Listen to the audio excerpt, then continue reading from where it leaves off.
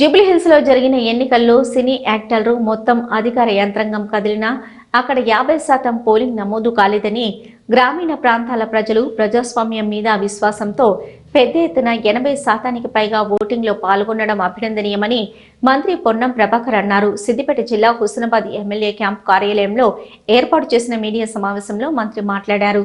నూతనంగా గెలిచిన సర్పంచులు, ఉప సర్పంచులు, వార్డు సభ్యులకు తన పక్షాన, ముఖ్యమంత్రి పక్షాన, పిసిసి పక్షాన అభినందనలు, శుభాకాంక్షలు తెలియజేశారు.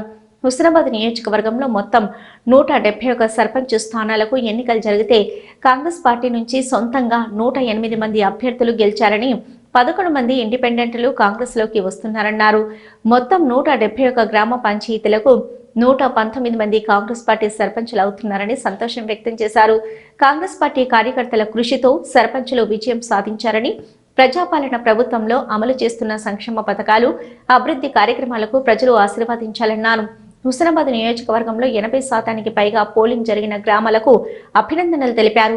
గ్రామాల్లో వృద్ధులు ఓటు వేస్తేనే ఉన్నట్టు, లేకపోతే లేనట్టు అనే విధంగా వ్యవహరించడంతోనే పెద్ద ఎత్తున ఓటింగ్ జరిగిందన్నారు. ప్రజా సమస్యలపై గెలిచిన స్థానిక సర్పంచులు వారి స్థాయిలోని సమస్యలను పరిష్కారం చేసే విధంగా ఉండాలన్నారు. మొత్తం 173 సర్పంచులు హుస్నాబాద్ 7 మండలాల్లో ఉంటే సైదాపూర్లో ఉన్నటువంటి 2 సర్పంచ్ ఎన్నికలు కోర్టుతోటి కాలేదు. 171 సర్పంచ్ ఎన్నికలు జరిగితే ఇప్పుడున్నటువంటి లెక్కల ప్రకారంగా, ఎందుకంటే కొంతమంది ఇతర సర్పంచులు కూడా రావాలనేటువంటి ఆలోచనతోటి కొంత చేస్తూ ఉన్నారు. అభివృద్ధికి సంబంధించిన విషయం లోపల తప్పకుండా పార్టీ రహితంగా జరిగిన ఎన్నికలు అయినప్పటికీ అభివృద్ధికి సంబంధించిన విషయం లోపల అందరినీ కలుపుకొని పోయేటువంటి విధంగా ఉండాలని, కాబట్టి అది స్థానిక నాయకత్వం కూడా సంప్రదింపులు చేసుకొని మాట్లాడుకొని వస్తారు. కానీ ఇవాళటి వరకు ఫలితాలను మనం లెక్క చేసుకున్నట్టయితే మొత్తంగా 171 సర్పంచులు ఎన్నిక జరిగితే కాంగ్రెస్ పార్టీ సొంతంగా ప్రకటించినటువంటి అభ్యర్థులు 108 మంది గెలిచిరు. అందరికీ మరొకసారి హృదయపూర్వకంగా అభినందనలు.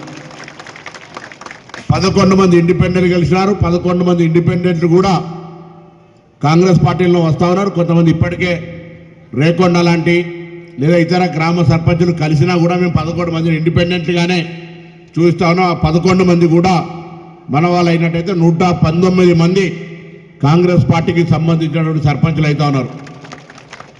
40 మంది సర్పంచులు అంటే వాస్తవంగా సైదాపూర్ తీసుకుంటే 4 మాత్రమే అధికారికంగా టీఆర్ఎస్ ప్రకటించింది. ఇండివిజువల్గా మనం మాట్లాడుకున్నప్పుడు చూస్తే అక్కడ లెక్కకు 7గా క్లెయిమ్ చేస్తున్నాం కాబట్టి 7 చూస్తున్నాం. మనకేం అక్కడ డిఫరెన్స్ ఆఫ్ ఒపీనియన్ లేకుండా టీఆర్ఎస్ పార్టీ 40 సర్పంచ్ స్థానాలు గెలిచింది. భారతీయ జనతా పార్టీ 10 స్థానాలు గెలిచింది. సిపిఐ తరఫున అక్కర్లపేట మండలం 1, ఎలకదుర్తి మండలంలో 1 గెలిచినారు. మొత్తంగా 171లో 108 మనం, 11 ఇండిపెండెంట్లు, 40 మంది బీఆర్ఎస్, 10 మంది బీజేపీ, 2 సిపిఐ గెలిచినారు. వాళ్ళందరికీ మరొక్కసారి 171 మందికి అభినందనలు.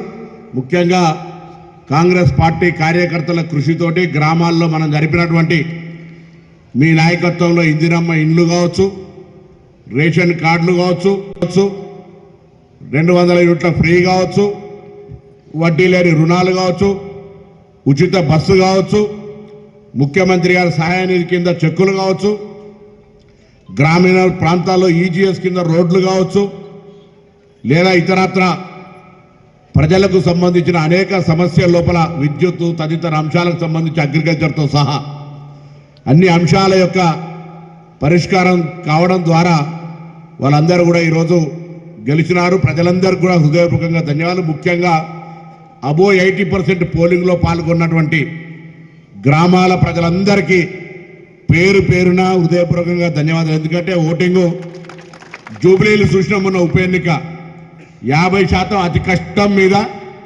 7 డివిజన్లకు 7 మంత్రులు, అధికారులు, అందరూ సినిమా యాక్టర్లు అందరూ తిరిగి ఓటేస్తే కూడా 50% దాటలే. ఇలా గ్రామీణ ప్రాంత ప్రజలకు ప్రజాస్వామ్యం మీద ఎంత విశ్వాసం ఉందో, ప్రజాస్వామ్యము బాగా అభివృద్ధి చెందాలంటే గ్రామీణ ప్రాంతాలతోటే జరుగుతుంది అనేటువంటి విశ్వాసంతో కొన్ని గ్రామాల్లో చూసిన టీవీ ఇంటర్వ్యూ చేస్తుంటే ఒక ముసలమ్మని అడిగినారు, అమ్మ ఓటేస్తున్నావు ఎట్లా అంటే, ఓటైపోతే లేనట్టే కదా, ఓటేస్తేనే ఉన్నట్టు కదా అనేటువంటి మాట మాట్లాడుతున్నారు. ఆ విధంగా ప్రజల విశ్వాసం కొద్దీ ఇంత పెద్ద ఎత్తున ఓటింగ్ లోపల పాల్గొన్న అందరికీ కూడా పేరు పేరున ధన్యవాదాలు. తప్పకుండా మీరు ఇచ్చినటువంటి తీర్పు మా గెలిచిన సర్పంచులు అందరితోటి కలిసి హుస్నాబాద్ నియోజకవర్గానికి సంబంధించి అన్ని రకాలుగా వైద్యపరంగా, విద్యపరంగా, పరిశ్రమల పరంగా, వ్యవసాయ పరంగా, టూరిజం పరంగా అన్ని రకాలుగా అందరినీ కలుపుకొని పోయి అభివృద్ధి చేయడం జరుగుతుంది. తప్పకుండా ఎప్పుడైనా ప్రజాపాలన ఆఫీస్, ఎమ్మెల్యే ఆఫీసు లోపల ఎవరైనా ఎప్పుడైనా ఏ సందర్భంలో అయినా చెప్పొచ్చు, హైదరాబాద్ ఆఫీసులో కూడా చెప్పొచ్చు.